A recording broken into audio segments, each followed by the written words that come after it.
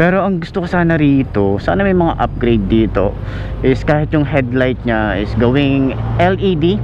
Kita nyo tong hati na to, and then may mga chrome yung kanyang style dito, and then sana magkaroon ng LED rito, tapos split type yung ilaw, kasi ito is bulb type pa rin siya. Meron din ditong LED sa may taas, may ilaw din yan, no? Park light nya, signal light nya. Yan, kaya ang pogi nung datingan niya. Tsaka isa sa mga nagustuhan ko rito, yung paint job. Yan oh, napaka ganda ng paint job niya. And then meron siya mga glittery effect dito. Alam niyo yung mga maliliit na crystal, kapag natatamaan siya ng sikat ng araw, meron siyang ganong effect. So combination din siya ng matte black, glossy na black, and meron parang carbon fiber finish. Kaya ang ganda nung datingan niya. Alam niyo naman ako, gusto ko talaga yung mga kulay na red and combination ng black, di ba? So naka-telescopic fork. Yung front fender niya is stylish. May mga lining yan dyan, may mga pa-edge na design, and may mga sharp. So extension niya mahaba-haba din, matte finish din to. Naka-mugs at Yuan Xing yung kanyang brand dito. Tube type, pero pwede nyo itong gawing tubeless. Ang size naman nito is 2.5 by 17. So ito ay naka disc brake, naka dual piston caliper. Para sa akin, gawin nyo na kaagad, ipa-tubeless nyo na agad, para kapag nag long ride kayo, less worry kapag nabutasan kayo, na mas madali kasing i-vulcanize or gawa ng solusyon yung tubeless kaysa sa tube type. Kasi nga, di ba, babaklasin pa to, kawawa yung mugs natin, sayang yung ganda ng mugs natin eh. Yan o, yung mugs kasi natin dito may mga design siya ng chrome, di ba? So Euro 3 na rin to, air cooled 125cc. So ayan, kala natin dito mayroon siyang cover ng radiator, air cooled pa rin yan. Ito yung kanyang air filter, no? So dito sa side na to, makikita natin yung sharp ng kanyang design, yung mga aggressive yung looks niya rito, underbone, di ba? Pwede nyo itong pagpilian, lalo na sa panahon ngayon, di ba? Dahil nga mataas yung gas. So may mga design siya rito, ma-appreciate mo yung mga design dito, no? Sa aerodynamics niya, open to, and yung carb niya, ayan, carb type pa rin naman to. Pwede nyo i-adjust dito, medyo pahirapan lang. May butas naman dito, para at least kung mag-a-adjust kayo ng carb, susungkitin nyo na lang, hindi nyo na kailangan tanggalin yung fairings. So Euro motor, merong naka-engrave dito, maliit lang. And then yung kanyang foot pegs dito, hindi siya napiflip, pero maganda yung rubber na ginamit, makapal-kapal. Meron siyang bracket dito, protection sa paa natin, para at least hindi tayo madikit sa makina.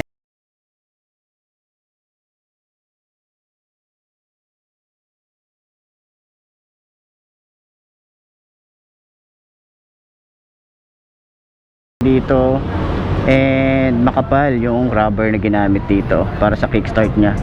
So hindi ko lang nagustuhan masyado rito is yung rear brake pedal nya, pero chrome yung kanyang design. Maganda yung metal na ginamit, malapad to yung tapakan nito, para kasing pang pang tricycle yung itsura. Pero hindi naman siya ganun ka sagwa tingnan, sakto lang. Okay, so dito naman sa side na to, yung mga decals nya, hindi siya masakit sa mata, no? Napaka minimalist lang din. Ayan o, Euro motor dito, may lining dito na red, and R125, and yung kanyang pangalan na Sport. So di ba, napaka minimalist lang, hindi siya masyadong madami na decals, sakto-sakto lang. Dito sa side na to ay matte finish, then meron siya mga lining dito, may mga palubog na design yan. Merong carbon fiber finish looks dito, and glossy na yan.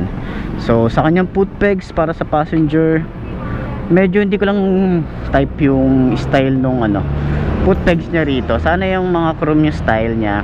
So hindi ko lang masyadong type dito para dito sa motor na to. Parang feeling ko mga pang tricycle yung mga ganito eh. Wala lang, ko lang, para sa akin lang yan. Kanyang paint job dito maganda rin, glossy gray. Dito matte finish, and yung kanyang tambucho or yung exhaust nya, meron siyang exhaust cover chrome or stainless yung design nito. Napakasimple lang, medyo mapayat lang siya rito, then pataba, then mahaba rin naman siya. Yan, napakasimple lang ng kanyang style dito. Naka swing arm din naman to, naka drum brake, yung kanyang shock dito. So di ako sure kung adjustable to, pero mayroong nakikita akong adjust.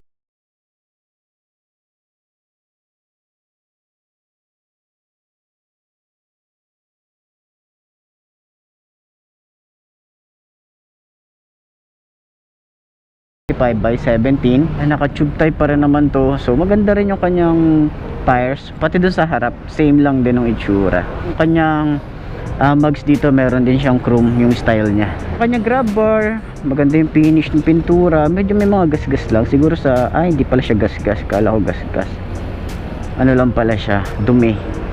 Pero may mga konti akong gasgas na nakikita, siguro sa transport to or sa pagta-transfer nung unit, no? So sana maingatan natin para at least, di ba, pag binigay natin sa customer, wala silang mapupuna sa atin. So yun lang naman. So ayan, ito naman yung kanyang tail light, para siyang may LED dito, pero yung style niya kasi parang LED, pero ano siya, reflector. So bulb type pa rin naman to, pati yung kanyang signal light. Napaka-aggressive din nung kanyang looks dito sa tail light. And yung mga fender niya or yung rear fender niya, aggressive. May mga sharp design din yan. Tapos medyo payat lang siya. Yung kanyang lagay ng plate, plastic to. So para sa akin, or siguro meron tong lagayan na metal, parang may nakikita kong ganun sila na binibigay sa customer, tapos metal siya. At least, diba, hindi siya agad-agad mapuputol, para protection din dito. So ito naman yung kanyang susi. Yan, ito hindi to basta-basta makokopya, kasi tingnan nyo naman yung kanyang style ng susi. Hindi siya basta ano, no, ibang-iba rin yung itsura na ito. Kaya safe yung ating susi rito, hindi siya makokopya agad-agad. So ayan, dito naman yung susian, para ma-open natin yung upuan. Ayan, open na siya. Meron siyang chain cover. Yung size ng sprocket na ito ay 3060. Yung kanyang engine sprocket siguro nasa 14 yung size niya.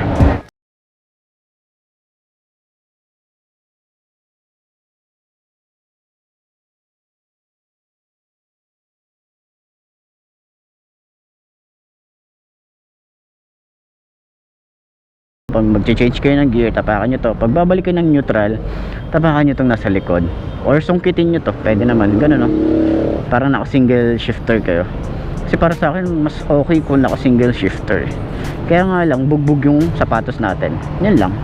So sa kanyang foot pegs, hindi rin siya napi-flip, same nung sa kabila. Meron din dito naka-engrave, oh. Ganda ng pagkakaukit nung logo ng Euromotor dito. Yan, yung finish ng makina, glossy. Yung kanyang side stand, yun, maganda-ganda to, dahil smooth na smooth lang. Ito talaga minsan talaga tinitingnan ko, yung side stand. Maganda rin yung kanyang spring na ginamit dito, makapal-kapal din. Tapos yung kanyang center stand, halos same lang din ng laki or yung kapal ng metal na ginamit. So ayan, dito naman sa kanyang upuan, medyo hindi siya ganun ka-premium. Ayan, yung leather niya, saktuhan lang din naman para doon sa presyo nito, di ba? May irereklamo pa ba tayo? Tapos yung kanyang kapal, ganyan yung kapal niya, oh. Talagang makapal siya, then malambot, di ba? Pag piniga natin yan, makapal-kapal, pati hanggang dito sa puwet. Yan, pati dito sa may OBR, tingnan nyo naman, napaka kapal ng foam na ginamit. Then meron din siyang helmet hook dito. Meron kayong mapaglalagyan dito ng compartment, at least kahit pa paano meron. And dito rin nilalagay yung battery. So para sa kanyang fuel tank, nasa 4.5 liters or nasa 4 liters yung kanyang fuel tank, no. So para sa akin, tingnan nyo, may bakat-bakat ng ano, rubber dito. So sayang kasi yung pintura, 'di ba? Pag tagal-tagal kasi kakainin ng kalawang 'to. 'Di ba? So at least sana meron siyang at least rubber man lang na protection. 'Yun lang naman.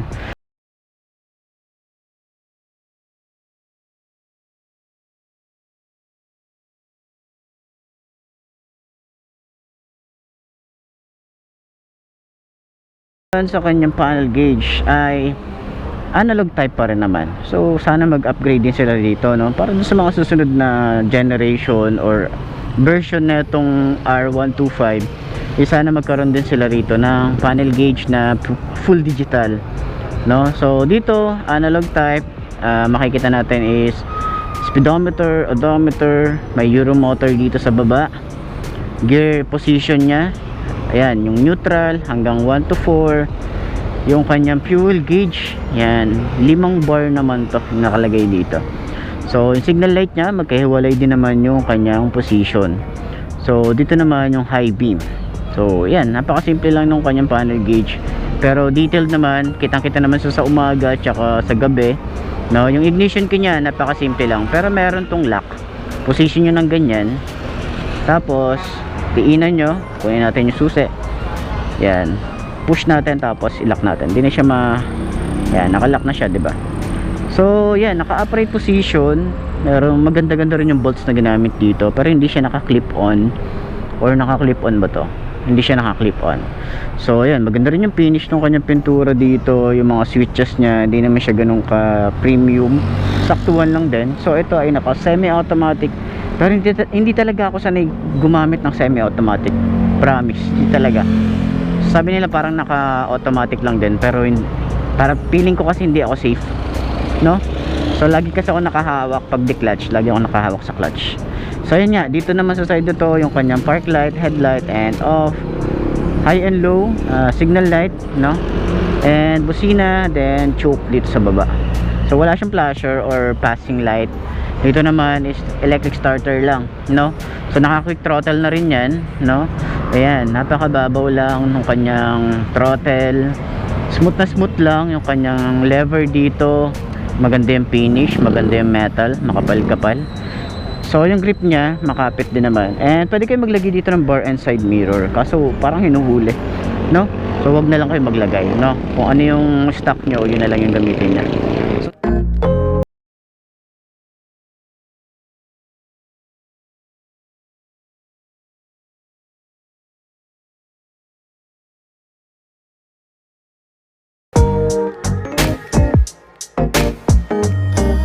So sakyan naman natin yung motor para at least ma-feel natin, lock na natin.